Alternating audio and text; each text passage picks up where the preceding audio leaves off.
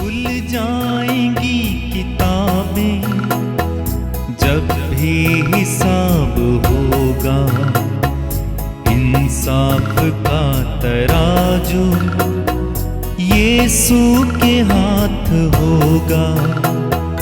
खुल जाएंगी किताबें जब भी हिसाब होगा, इंसाफ का तराजू यीशु के हाथ होगा। खुल जाएंगी किताबें जो। आइए हम पवित्र वचनों को सुनने के लिए अपने हृदय और मन को तैयार करें। आंखें बंद कीजिए एक पल के लिए और प्रभु के पवित्र वचनों को सुनने के लिए अपने मन को तैयार करें। मत्ती के सुसमाचार के अध्याय 13 में प्रभु कहते हैं, बीज वचन है और बोने वाला मानव पुत्र है। प्रभु यीशु पवित्र वचन रूपी बीज बोते हैं।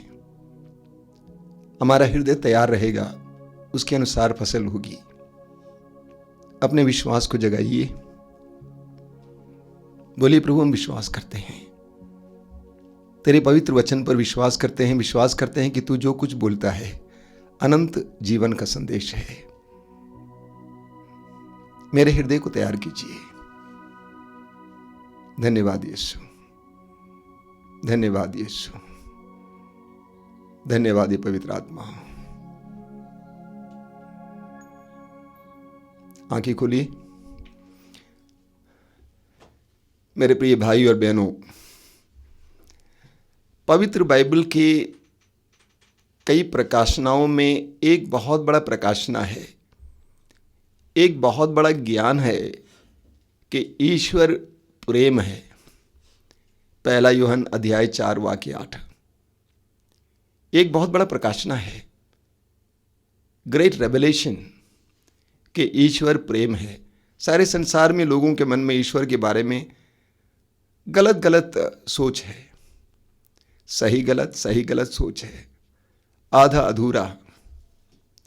कई लोगों के मन में भ्रम है। कई लोग ईश्वर से बहुत डरते हैं, मानो ईश्वर कोई डरावना व्यक्ति है या डरावनी शक्ति है। लेकिन बाइबल हमें बताती है कि ईश्वर प्रेम है। और यही कारण है कि जब पवित्र वचनों को हम सुनते हैं तो प्रभु का प्रेम हमारे अंदर प्रवेश करता है। क्यों?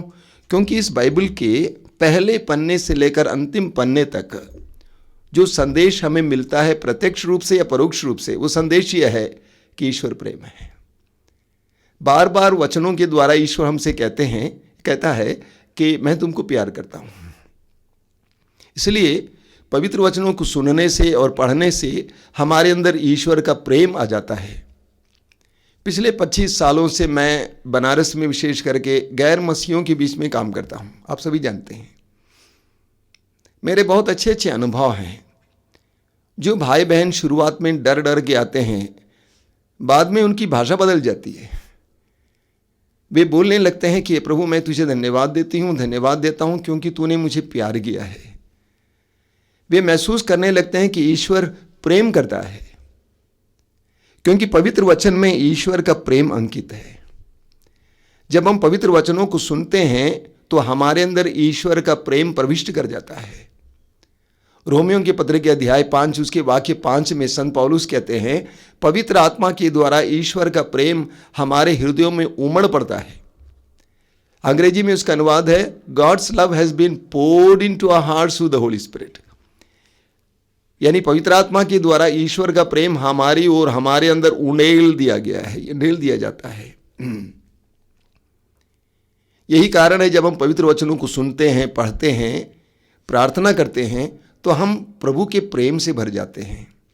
आज से कई साल पहले मुझे एक छोटा सा वीडियो क्लिपिंग देखने का मौका मिला। आश्रम में किसी ने लाया था। एक छोटा सा वीडियो क्लिपिंग था जिसमें अलग अलग लोगों के यीशु के साक्षात्कार का अनुभव वहाँ पे वर्णन किया गया था। और वहाँ पर एक अभिनेत्री के बारे में बताया गया था। अभिनेत्री टेबल के सामने बैठी हुई हैं अपने कुर्सी पर, उनका सिर ढका हुआ है, सामने एक बाइबल रखी हुई है।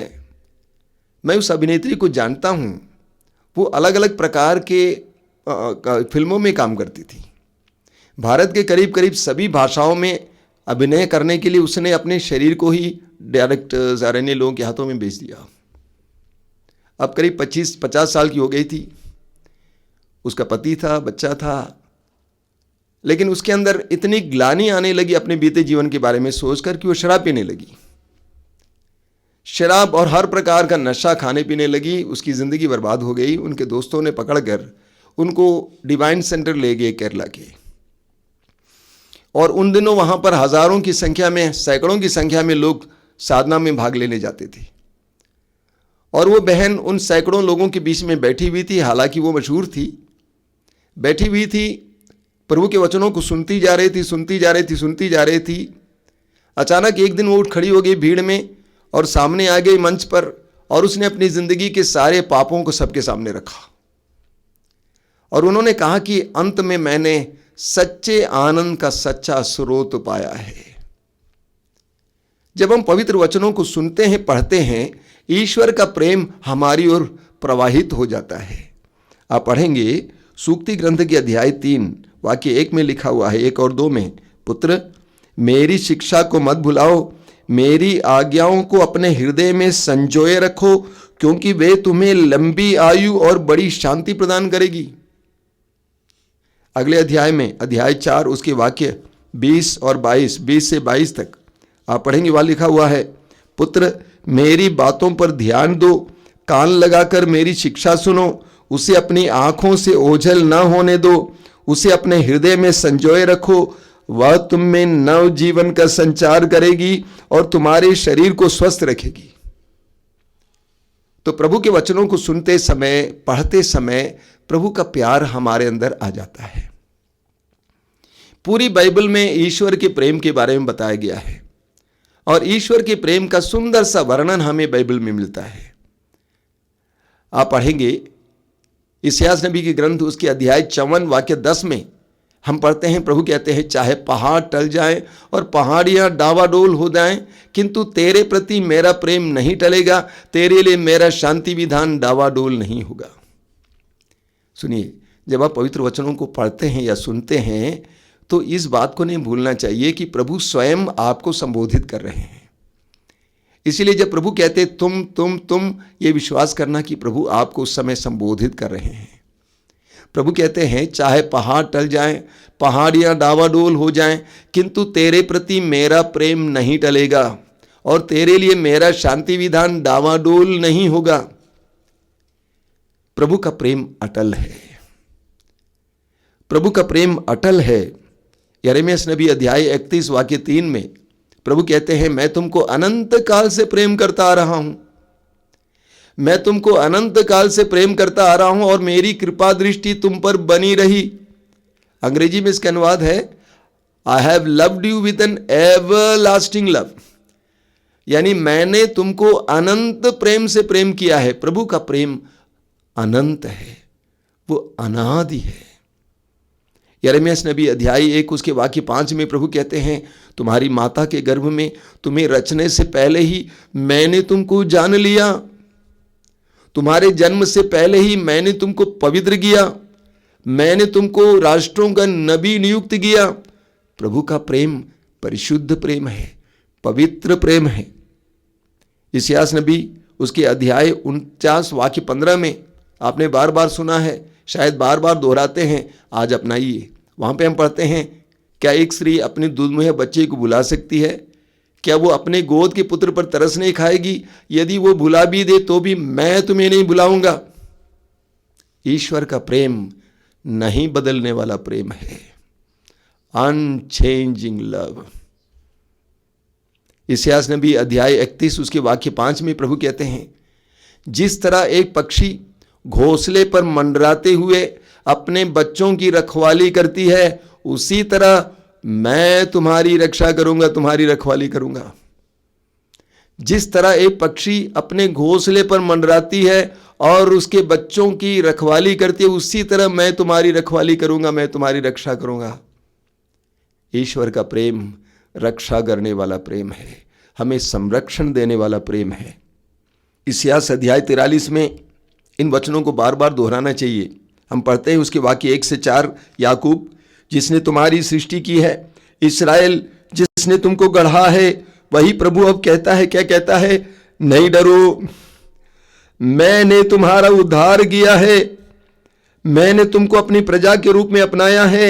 यदि तुम समुद्र पार करोगे मैं तुम्हारे साथ होऊंगा, जलधाराएं तुम्हें बहाकर नहीं ले जाएंगी।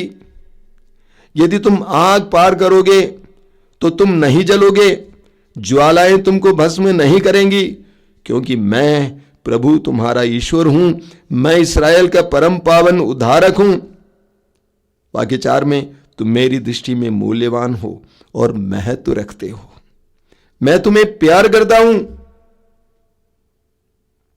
प्रभु का प्यार हमारे प्रति अटूट है, हमेशा रहता है, कांस्टेंट लव, वो कभी छोड़ नहीं सकते।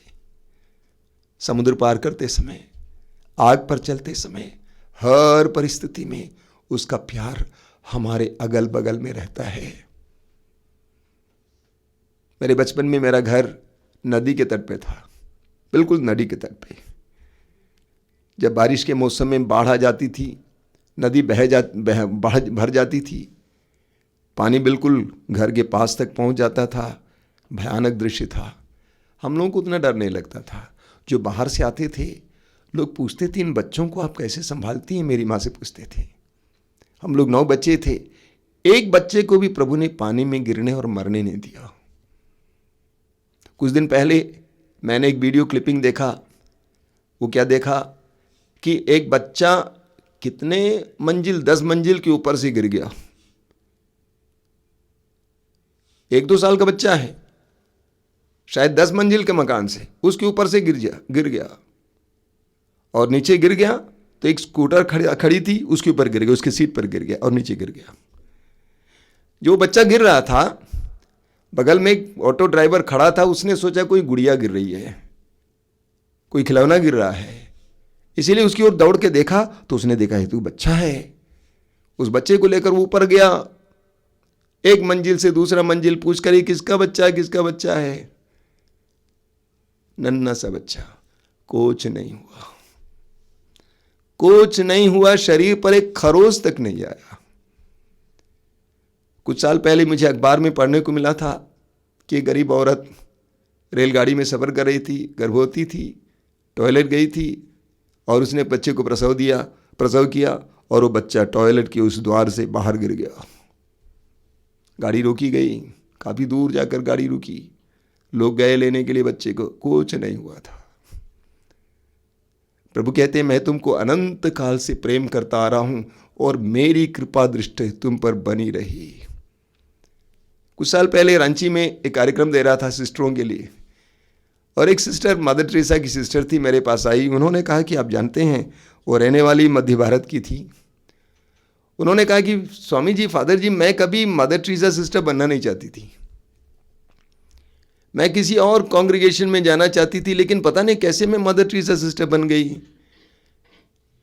और जब मैंने मन्नत लिया उस समय मेरी माँ ने मुझसे कहा, क्या कहा, मेरी माँ ने कहा, बेटी जानती हो, जब तू मेरे गर्भ में थी, मैं गर्भवती थी, तू मेरे गर्भ में थी, उस समय मदर टेरेसा हमारे यहाँ आई थी, एक चर्च में आई थी, और मदर टेरेसा ने देखा कि मैं गर्भवती हूँ, वो मेरे पास आई और उन्होंने अपना हाथ मेरे पेट पर रखा और कहा, यह लड़की है तो मुझे दे देना। सोचिए, प्रभु की योजनाएं देखिए।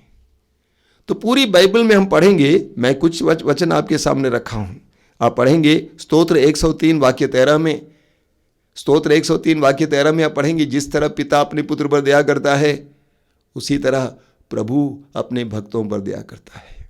ईश्वर का प्रेम पिता का प्यार है। इस्यास नबी अध्याय 66 वाक्य 13 में आप पढ़ेंगे, प्रभु कहते हैं, जिस तरह एक माँ अपने पुत्र को दिलासा देती है उसी तरह मैं तुम्हें दिलासा दूंगा।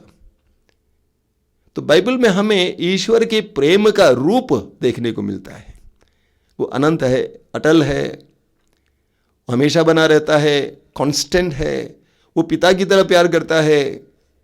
एजेकियल नबी अध्याय 34 में आप पढ़ेंगे, वो कहते हैं कि मैं गड़ेरिया हूँ, मैं चरवाहा हूँ, मैं अपनी भेड़ों की रखवाली करूँगा। एक चरवाहे की तरह, एक माँ की तरह, एक बाप की तरह, एक पिता की तरह वो निरंतर हमें प्रेम करता है। ये सारी बातें सिद्धांत नहीं हैं, ये जानना जरूरी है, क्योंकि अधिकतर धर्म ग्रंथों में जो लिखा हुआ होता है लोग सोचते हैं सिद्धांत है। ये सिद्धांत नहीं है, ये एक सच्चाई है, वास्तविकता है। पूरी बाइबल को आप पढ़ेंगे, ये बाइबल है क्या चीज? ये कोई दर्शन शास्त्र का ग्रंथ नहीं है। अगर आप दर्शन शास्त्र के दृष्टिकोण से देखेंगे तो इसमें कुछ नहीं है। ये तो ईश्वर के प्रेम वार्तालाप का ग्रंथ है। ईश्वर मनुष्यों के साथ व्यवहार करता है, रिश्ता जोड़ता है, उनके साथ विधान बनाता है, उसका ग्रंथ है। यानी समूची बाइबल में हमें ईश्वर के प्रेम का ही वर्णन मिलता है। ईश्वर ने इब्राहिम को बुलाया 75 साल की उम्र में, जब 75 साल का था इब्राहिम, ईश्वर ने बुलाया। ईश्वर ने उससे प्रतिज्ञा की। ईश्वर ने कहा कि मैं तुमको एक बहुत बड़े राष्ट्र का पिता बनाऊंगा। इब्राहिम की कोई संतान नहीं थी, लेकिन ईश्वर ने अपनी दया और अपना प्रेम उस पर प्रकट किया और 100 साल की उम्र में इब्राहिम को एक संतान दी। ईश्वर ने मूसा को बुलाया। मूसा दुर्बल था, कमजोर था, डरपोक था, मिस्र के फराउन से बचकर भाग गया था। ईश्वर ने बुलाया, उसको सशक्त किया और कहा कि तुम जाकर मेरी प्रजा को मिस्र देश से बचा के ले आना। और ईश्वर ने अपना प्रेम उंडेल दिया, सामर्थ्य उसमें उंडेल दिया। ईश्वर ने जोशुआ को सामर्थ्य उंडेल दिया। जोशुआ से कहा कि जिस तरह मैं मूसा के साथ था उसी तरह मैं तुम्हारे साथ रहूंगा। ईश्वर ने, पूरी बाइबल में आप पढ़ेंगे, जिन जिन लोगों को ईश्वर ने चुना उनको अपने प्रेम से भर दिया, सामर्थ्य से भर दिया। ईश्वर ने इस्यास नबी को बुलाया। इस्यास स्वयं कहता है कि मैं तो पापी होंठ वाला इंसान हूं, पापी होंठ वाले इंसानों के बीच रहता हूं और ईश्वर की महिमा मैंने देखी है। ईश्वर ने उनको होंठों को शुद्ध किया, उसको नबी नियुक्ति किया, अपने प्रेम से भर दिया। ने यिर्मयाह को बुलाया। यिर्मयाह ने कहा कि मैं बच्चा हूं, मुझे बोलना नहीं आता है, अपने प्रेम और सामर्थ्य से उसको भर दिया। समूची बाइबल में हम देखते हैं कि ईश्वर के प्रेम से लोग ओत प्रोत हो जाते हैं। लोगों को प्रभु अपने प्रेम से भर देते हैं। इसीलिए सिद्धांत नहीं है। पूरी बाइबल में आप देखेंगे ईश्वर का प्रेम लोगों के हृदयों में आ जाता है, लोग ईश्वर के प्रेम से भर जाते हैं। उसके बाद प्रभु यीशु ने पूछा, जैसा कि मत्ती यूहन्ना अध्याय 21 उसके वाक्य 15 से 17 तक, प्रभु यीशु ने पूछा पेतरुस से, क्या तुम मुझे इन सबसे ज्यादा प्यार करते हो? मैंने तुम्हें प्यार किया, क्या तुम इन सबसे ज्यादा मुझे प्यार करते हो? अगर तुम मुझे प्यार करते हो तो मेरी भेड़ों की रखवाली कर, मेरी भेड़ों को खिलाओ। तो ईश्वर ने हमें इतना प्रेम दिया। पहला यूहन्ना अध्याय 4 वाक्य 10 में हम पढ़ेंगे। यूहन्ना कहता है ईश्वर प्रेम है, इसका प्रमाण यह है कि ईश्वर ने हमें पहले प्रेम किया और अपने पुत्र को हमारे पापों के प्रायश्चित के लिए भेजा। आज हम प्रेम कर पाते हैं, सच्चा प्रेम कर पाते हैं, उसका कारण यह है कि हमें ईश्वर का प्रेम मिला है। कई लोग हैरान हैं, पूछते हैं कि मसीही लोगों में इतनी ज्यादा सेवा क्यों होती है, इतनी ज्यादा सेवा मनोभाव क्यों होता है? सीधी बात है, बाइबल जिस ईश्वर के बारे में बताती है और हम जिस ईश्वर का अनुभव करते हैं वो ईश्वर प्रेम से भरा है, हमें प्रेम से भरता है। जब वो हमें प्रेम से भरता है तो ये स्वाभाविक है कि हमारे अंदर से प्रेम बहने लगेगा। और विशेष करके आज हम लोग इस पवित्र सप्ताह में हैं। ये पवित्र सप्ताह हमारे लिए बहुत महत्वपूर्ण है और आज पुण्य बृहस्पतिवार है। आज का दिन अनुग्रह का दिन है। आज के दिन को मैं कहूंगा प्रेम का दिन है। आज का दिन प्रेम का दिन है, आज का दिन अनुग्रहों का दिन है। और इन दिनों हम याद करेंगे प्रभु यीशु के दुख भोग के बारे में, उनके क्रूस मरण के बारे में। जानते हैं प्रभु यीशु का क्रूस ईश्वर के प्रेम का सबसे बड़ा प्रमाण है। प्रभु यीशु का क्रूस ईश्वर के प्रेम का सबसे बड़ा प्रमाण है। यूहन्ना का समाचार अध्याय 3 वाक्य 16 में हम पढ़ते हैं, आप जानते हैं उसको, कंठस्थ जानते होंगे। ईश्वर ने संसार से इतना प्यार किया कि उसने अपने एकलौते पुत्र को संसार के लिए अर्पित किया, जिससे जो भी उसमें विश्वास करे उसका सर्वनाश ना हो बल्कि उसे अनंत जीवन मिले। वचन में बताता है कि ईश्वर ने हमसे इतना प्रेम किया। इतना प्रेम किया का अर्थ क्या होता है? ईश्वर ने संसार से, हालांकि संसार इतना सुंदर नहीं है, अच्छा नहीं है, भला नहीं है, लेकिन इस बुरे संसार से ईश्वर ने इतना प्रेम किया, यानी ईश्वर का प्रेम इतना गहरा। स्तोत्र 103 वाक्य 11 वचन में लिखा हुआ है, वहां पे हम क्या पढ़ते हैं, आकाश पृथ्वी के ऊपर जितना ऊंचा है उतना महान है अपने भक्तों के प्रति ईश्वर का प्रेम। ईश्वर का प्रेम इतना महान है कि हमारे पाप ईश्वर के प्रेम की गहराई को घटा नहीं सकता है। इसका अर्थ यह है, ईश्वर का प्रेम इतना महान है कि हमारे पाप ईश्वर के प्रेम की गहराई को घटा नहीं सकता है। इतना प्रेम किया कि उसने अपने एकलौते पुत्र को अर्पित कर दिया, और प्रभु यीशु ने अपने आप को अर्पित किया। यूहन्ना अध्याय 10 वाक्य 18, यूहन्ना अध्याय 10 वाक्य 18 में प्रभु यीशु कहते हैं, मैं स्वयं अपने प्राण अर्पित करता हूं। प्रभु यीशु ने हमसे इतना प्रेम किया, हम पापियों से इतना प्रेम किया कि स्वयं अपना प्राण हमारे लिए अर्पित किया। यूहन्ना का समाचार अध्याय 15 वाक्य 13 आप बार बार पढ़ते हैं। प्रभु यीशु कहते हैं, इससे बड़ा कोई प्रेम नहीं है, इससे बड़ा कोई प्रेम नहीं है कि एक मित्र अपने मित्र के लिए अपने प्राण अर्पित कर दे। इससे बड़ा कौन सा प्रेम हो सकता है? इससे ज्यादा क्या दे सकते हैं? इंसान अपने प्रेम को प्रकट करने के लिए अपने प्राण से ज्यादा क्या दे सकता है? आप संत पौलुस को सुनिए।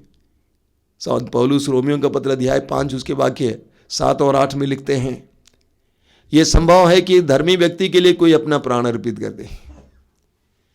यह संभव है कि एक धर्मी व्यक्ति के लिए अपना प्राण कोई अर्पित कर दे, लेकिन प्रभु यीशु ने हमारे लिए उस समय प्राण अर्पित किया जब हम उनके दुश्मन थे, हम पापी थे।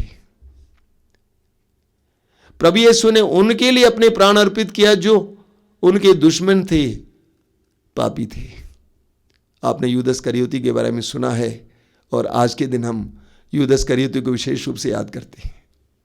प्रभु यीशु के 12 प्रेरितों में जिनको प्रभु ने अपने करीब रखा, 3 साल तक वह अन्य प्रेरितों के साथ यीशु के करीब रहा, खाया पिया, यीशु के एक एक वचन को सुना।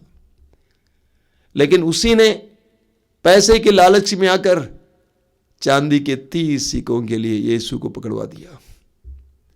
यीशु जानते थे, प्रभु उसको जानते थे, इसके बावजूद प्रभु ने उसको अपने साथ रखा। प्रभु जानते थे कि इसके अंदर पैसे के प्रति लालच है, इसके बावजूद उसको अपने पास रखा। बड़ी अजीब बात है ना? दुनिया का कोई भी इस तरह कर सकता है? नहीं करेगा। प्रभु जानते थे कि ये मुझे धोखा दे सकता है कभी भी, तब भी प्रभु ने उसको अपने साथ रखा। अगर आपके जीवन में कोई व्यक्ति है जो आपको लगता है कि धोखा देगा, तो क्या आप उसको अपने पास रखेंगे? कतई नहीं, कतई नहीं, कभी नहीं। आप उसको हटाएंगे, लेकिन प्रभु ने हटाया नहीं। प्रभु ने अंतिम पल तक उसको अपने साथ रखा। प्रभु का प्यार देखिए, उसकी गहराई देखिए। कभी कभी मैं देखता हूं, सोचता हूं इसके बारे में, तो मैं बहुत शर्मिंदा महसूस करता हूं अपने में। मैं कैसा इंसान हूं। मेरा गुरु और प्रभु कितने महान थे। छोटी छोटी बातों के लिए लोगों का तिरस्कार करता हूं, लेकिन जो यीशु को पकड़वाने वाला था और यीशु को मालूम था, इसके बावजूद उसको अपने पास रखा, अंतिम पल तक रखा। अंतिम ब्यालू के समय उसको रोटी दिया खाने के लिए। जब प्रभु ने कहा, तुम में से एक मुझे पकड़वाएगा, सबने पूछा, प्रभु क्या मैं हूं, मैं हूं, मैं हूं? यूदास ने भी पूछा। प्रभु ने लोगों से नहीं कहा कि कौन है, जबकि वो जानते थे। आगे देखिए, गेतसेमनी बाग में जाएंगे, वहां पर यूदास आता है पलटन के साथ, और यूदास यीशु के पास जाता है और यीशु को चुम्बन करता है, क्योंकि उसने कहा था जिसको मैं चुम्बन करूंगा वही यीशु है। प्रभु क्या कहते हैं? मित्र। प्रभु यूदास को मित्र कहते हैं। अजीब। प्रभु के प्रेम की गहराई देखिए। तो प्रभु यीशु ने हमसे इतना प्रेम किया, हम पापियों के लिए अपने आप को अर्पित कर दिया, अपने आप को अर्पित कर दिया। इसलिए योहन कहता है, पहला यूहन्ना अध्याय 4 वाक्य 10, अभी आपने सुना, योहन कहता है ईश्वर के प्रेम का प्रमाण इसमें है कि उसने हमसे पहले प्रेम किया और हमारे पापों के प्रायश्चित के लिए अपने पुत्र को इस संसार में भेजा, और यीशु ने हमारे लिए अपने आप को अर्पित किया।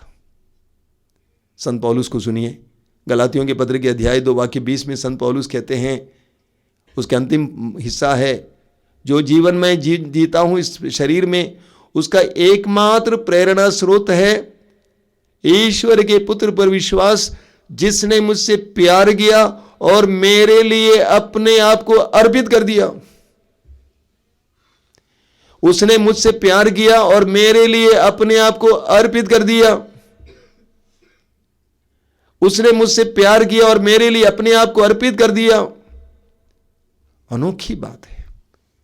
प्रभु यीशु के द्वारा ईश्वर ने हमारे सामने अपने प्रेम का एक अनोखा चित्रण रखा है।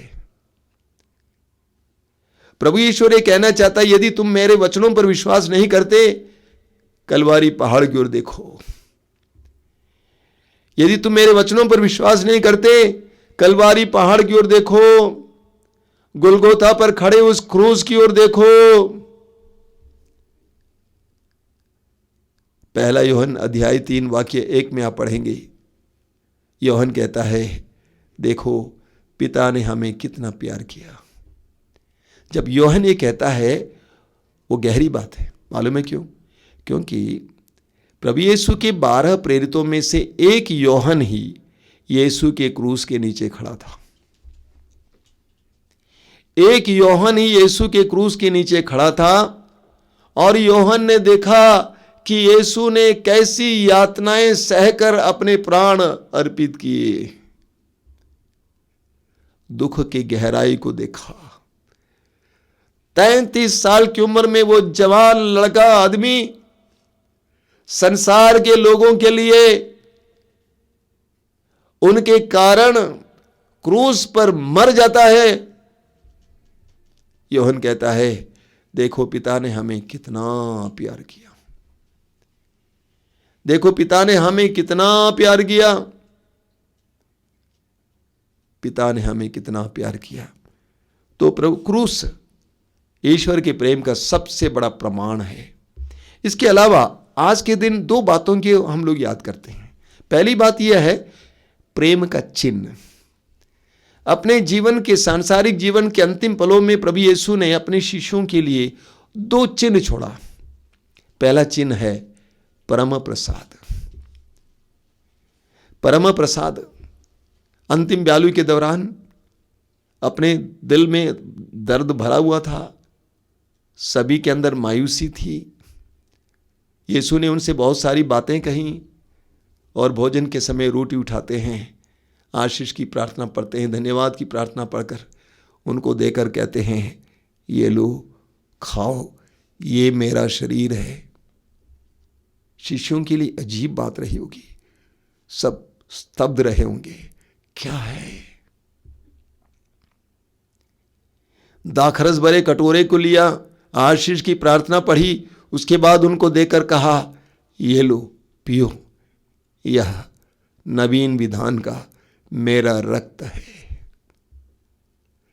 सब हैरान हो गए होंगे, लेकिन बेचारे जो प्रभु ने कहा उसको पूरा करना था, किए। यीशु ने अपने आप को क्रूस पर चढ़ाया, अर्पित किया, लेकिन उसके लिए एक चिन्ह के रूप में, रोटी और दाखरस के रूप में अपना शरीर और रक्त देते हैं।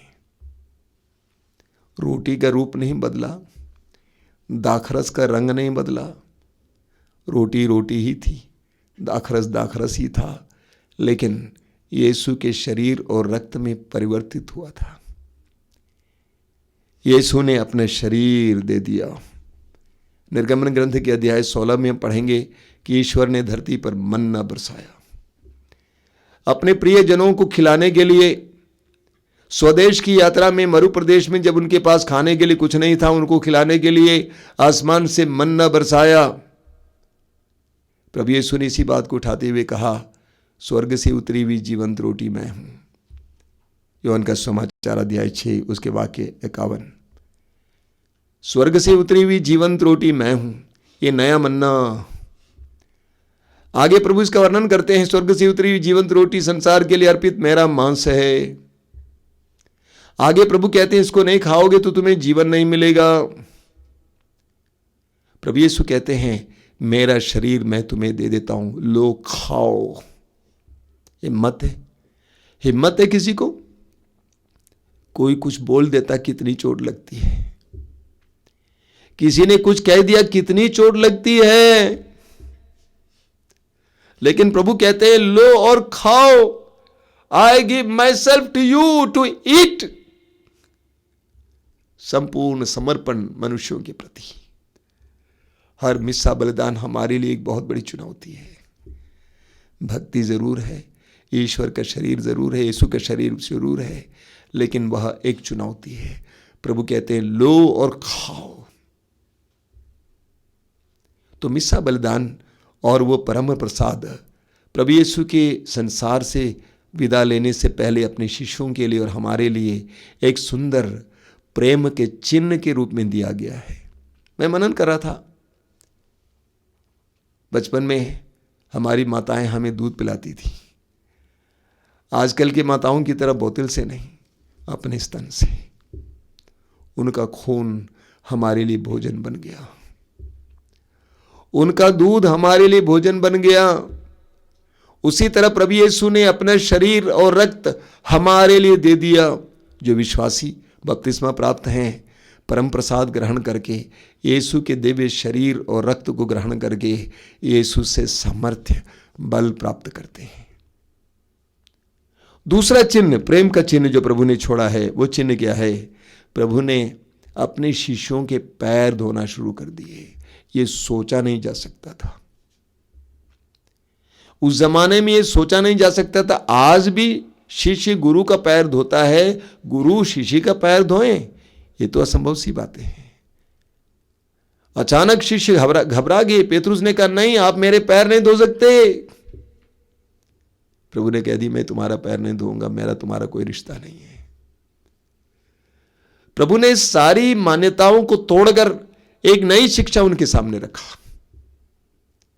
जिस तरह मैंने तुम्हारे पैरों को धोया, उसी तरह तुम भी एक दूसरे के पैरों को धो। सीखो, ये मेरा धर्म है, ये मेरी शिक्षा है, ये मेरा अध्यात्म है। जिस तरह मैंने तुम्हारे पैरों को धोया, तुम मुझे प्रभु और गुरु कहते हो। अच्छा, सही है। अगर मैंने गुरु और प्रभु होकर तुम्हारे पैरों को धोया, तुम्हें एक दूसरे के पैर धोना चाहिए। एक दूसरे के प्रति तुम्हारी जिम्मेदारी है। काइन ने हाबिल की हत्या की, काइन ने हाबिल की हत्या की। आदम का बेटा काइन, उसने अपने भाई हाबिल की हत्या की। हत्या करने के बाद ईश्वर काइन के पास आता है और पूछता है, काइन तुम्हारा भाई हाबिल कहाँ है? काइन कहता है कि मैं अपने भाई का रखवाला हूं। हाँ, रखवाले हो। You are responsible for your brother and sister. अगर तुम्हारे घर के बगल में कोई भूखों मर जाएगा तो उसके लिए तुम जिम्मेदार हो, तुमने उसकी हत्या की है। अगर तुम्हारे बगल में कोई पाप में जी रहा है, तुम सोचते हो मैं स्वर्ग चला जाऊंगा, तुम पापी हो, क्योंकि तुमने कुछ किया नहीं उसके लिए। तुम जिम्मेदार हो। तुम्हें एक दूसरे के पैर धोना। ये नहीं बोलना कि तुम्हारा पैर गंदा है, नहीं, धो। विनम्र बनो। प्रभु यीशु ने नम्रता का एक सुंदर चिन्ह हमारे सामने रखा। ये नम्रता ही नहीं है, बल्कि एक बहुत सुंदर प्रतीक है। प्रभु यीशु हमारे पैरों को धोते हैं। हमारी गंदगी को धोने के लिए संसार में आए। ईश्वर हमारी गंदगी को धोता है। ईश्वर हमारी बुराई को धोता है। प्रभु यीशु ने इस प्रतीक के रूप में शिष्यों के सामने एक बहुत बड़े सत्य का पोल खोला कि तुम्हारा ईश्वर महान है, पवित्र है, लेकिन वह अपवित्र लोगों को पवित्र करने वाला है। एजेकिएल अध्याय 36 उसके वाक्य 25 में प्रभु कहते हैं, मैं तुम्हें पवित्र जल छिड़क कर शुद्ध करूंगा, मैं करूंगा।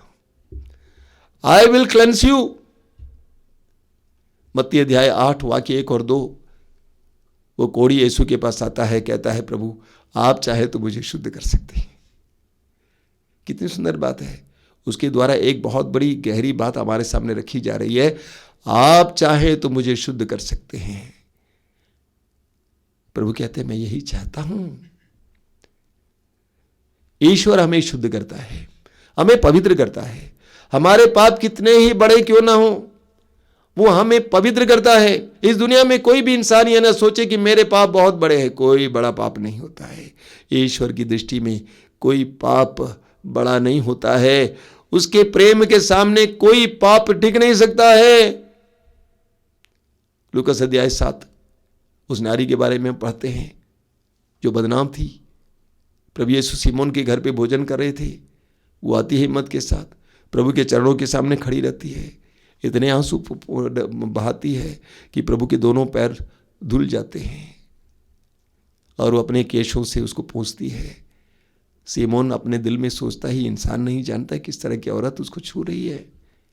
प्रभु ने एक सुंदर दृष्टांत सुनाया और अंत में प्रभु ने कहा जिसके ज्यादा पाप क्षमा हो गए हैं वो ज्यादा प्यार करते हैं। ईश्वर के सामने मनुष्य का पाप कुछ नहीं है, तुच्छ है। बस आवश्यकता है, जैसा कि मैंने कल कहा, वापस आने की।